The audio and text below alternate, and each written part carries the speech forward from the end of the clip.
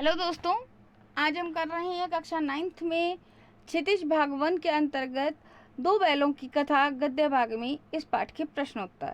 अगर वीडियो अच्छा लगे तो प्लीज़ लाइक, कमेंट और शेयर करना ना भूलें। चैनल को भी सब्सक्राइब करना ना भूलें। चलिए हम प्रारंभ करते हैं। दो बैलों की कथा कहानी है जो प्रेमचंद की, उसके प्रश्नोत्तर। सबसे पहला प्रश्न है, देखिए बच्चों, कांजी हाउस में कैद पशुओं की हाजिरी क्यों ली जाती होगी? तो इसका आंसर है, कांजी हाउस में कैद पशुओं की हाजिरी इसलिए ली जाती होगी क्योंकि चौकीदार लालटेन लेकर यह देखता था कि कोई जानवर आपस में लड़ तो नहीं रहा है या कोई जानवर खूंटा तोड़ने की कोशिश तो नहीं कर रहा है। अगर कोई जानवर खूंटा तोड़कर भागने की कोशिश करता था तो उस पर डंडे बरसाए जाते थे।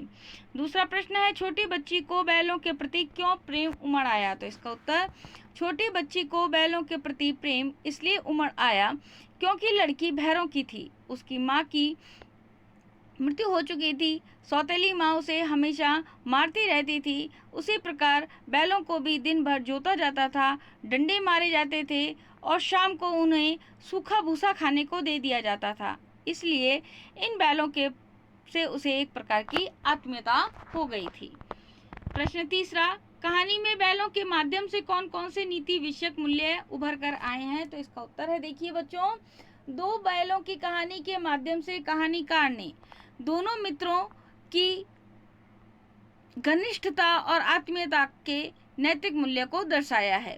दोनों जब हल में जोते जाते तो दोनों की कोशिश यही रहती कि अधिक से अधिक भार अपने गर्दन पर रखें।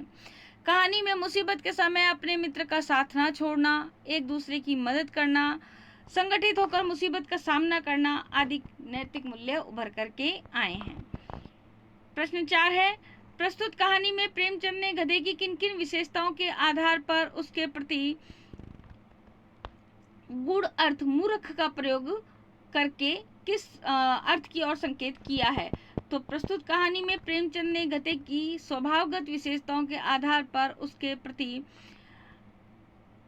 गूढ़ अर्थ मूर्ख का प्रयोग न करके उसके सीधेपन तथा उसकी निरापद सहिष्णुता की ओर अर्थ संकेत किया है। फिर प्रश्न 5, किन घटनाओं से पता चलता है कि हीरा मोती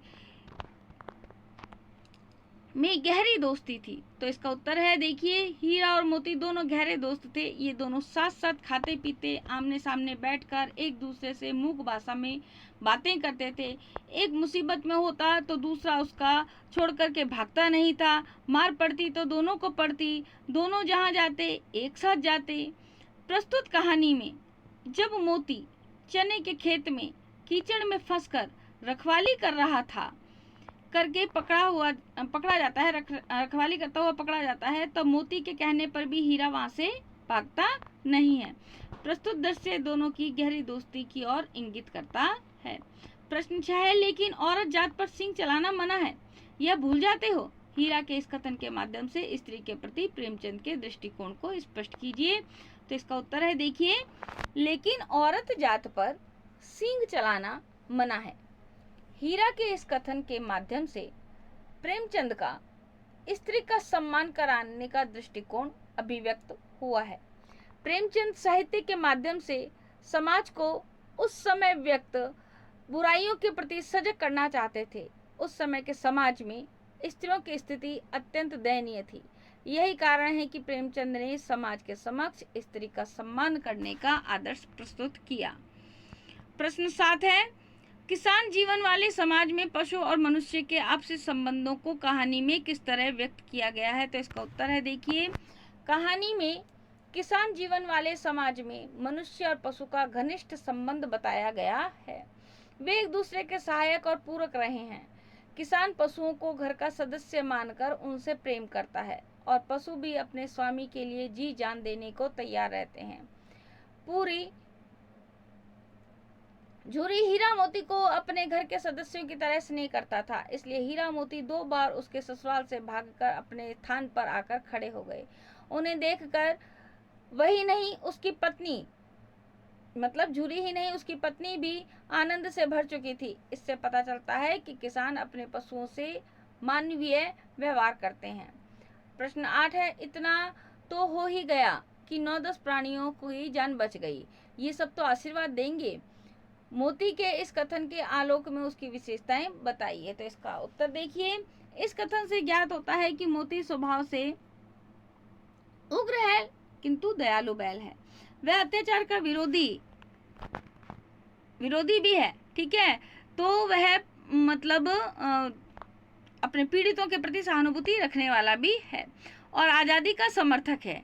इसलिए वह कांजी हौस की दीवार तोड़कर बंद पड़े पशुओं को आज़ाद कर देता है। उसे इस बात का संतोष होता है कि अब चाहे कुछ भी हो, इतना तो हो ही गया कि मेरे प्रयास से 9-10 प्राणियों की जान बच गई। अब है बच्चों आज से स्पष्ट करना। नवा प्रश्न में इसमें क है, देखिए, अवश्य ही उनमें कोई ऐसी गुप्त शक्ति थी जिससे जीवों में दावा करने का मनुष्य वंचित है, जिससे कि जीवों में श्रेष्ठता का दावा करने वाला मनुष्य वंचित है। इसका उत्तर देखिए, सामान्य पशु होते हुए भी हीरा और मोती एक दूसरे के मनोभावों को समझ लेते थे तथा मूक भाषा में विचार विनिमय करते थे। इससे कथाकार का मानना है कि दोनों बैलों के पास अवश्य ही ऐसी कोई गुप्त शक्ति थी, परंतु उसके पास ऐसी गुप्त शक्ति का अभाव है जो बिना बोले ही दूसरे की भावनाओं को समझ सके।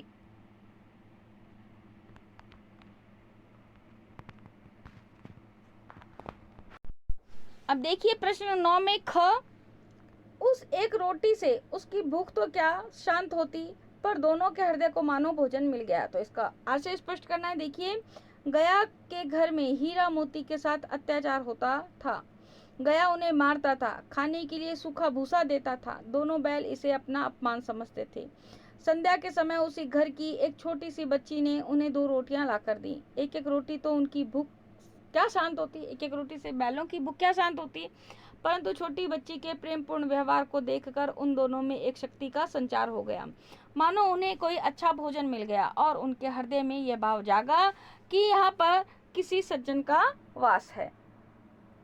अब प्रश्न 10 में देखिए, ऑप्शंस दे रखे आपको, उनमें से एक ऑप्शन चुनना है। तो मैंने केवल ऑप्शन बोला है, गया ने हीरा मोती को दोनों बार भूसा खाने के लिए क्यों दिया, क्योंकि वह हीरा मोती के व्यवहार से बहुत दुखी था, इसलिए उसने उसको दोनों टाइम पे भूसा खाने को दिया।